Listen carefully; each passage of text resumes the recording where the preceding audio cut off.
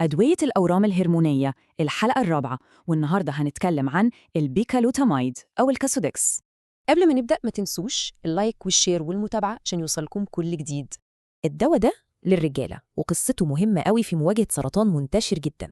ده الكاسوديركس، الاسم التجاري المشهور في علاج سرطان البروستاتا، واسمه العلمي هو البيكالوتاميد. الاتنين وجهين لنفس السلاح الفعالي.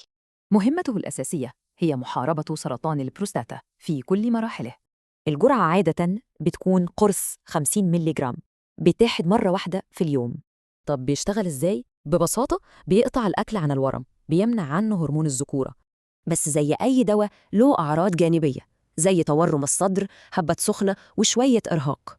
أهم حاجة بقى ممكن يؤثر على الكبد، عشان كده تحاليل وظائف الكبد ضرورية. تحذير مهم جدا، اوعى توقف الدواء من نفسك، ده ممكن يرجع الورم تاني. طبعا العلاج ده لازم يكون تحت إشراف طبيب. المحتوى ده للتوعية فقط. لو استفدتوا من الشرح اعملوا شير عشان المعلومة توصل لغيركم، وتابعونا. مستنيين في التعليقات تقولوا لنا حابين نتكلم عن ايه المرة الجاية.